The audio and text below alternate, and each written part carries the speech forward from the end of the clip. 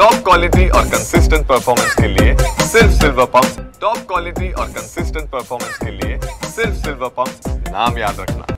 मंत्रालयाच्या त्रिमूर्ती प्रांगणामध्ये टेक वारी लर्निंग वीकचं आयोजन करण्यात आलेलं आहे। ही सगळी दृश्य आपण या ठिकाणी पाहतोय। मंत्रालयाच्या त्रिमूर्ती प्रांगणामध्ये आता तयारी पूर्ण झालेली आहे।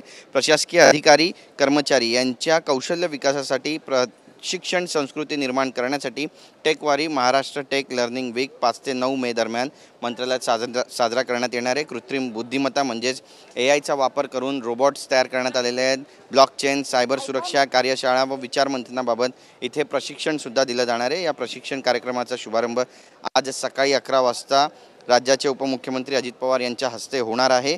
तर मुख्यमंत्री देवेंद्र फडणवीस यांच्या हस्ते म्हणजे 9 मे रोजी दुपारी 3 वाजता या कार्यक्रमाचा समारोप होणार आहे।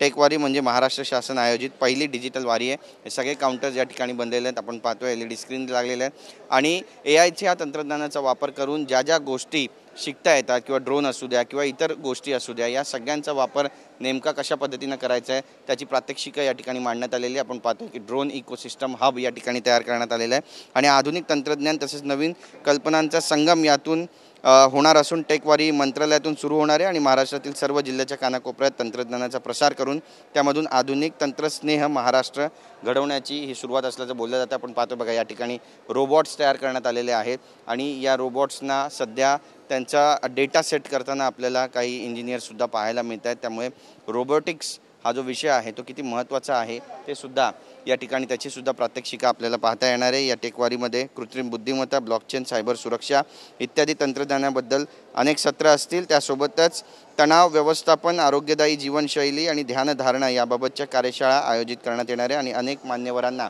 यासाठी निमंत्रणसुद्धा देण्यात आलेलं आहे। आज गुरु गौर स्वामी जे आहेत ते सुद्धा येणार आहेत, त्यांचं सुद्धा मार्गदर्शन ऐकायला मिळणार आहे। रुजुता जोशीसुद्धा असणार आहेत। त्यामुळे बरेचसे जे मान्यवर आहेत वेगवेगळ्या फील्ड्सचे ते आपले अनुभव या ठिकाणी मांडतील आणि एक आगळा वेगळा उपक्रम या ठिकाणी महाराष्ट्र सरकार करून हाती घेण्यात आला आहे। कॅमेरा पर्सन योगेश गुरवसा, गिरीश गायकवाड, TV9 मराठी, मुंबई।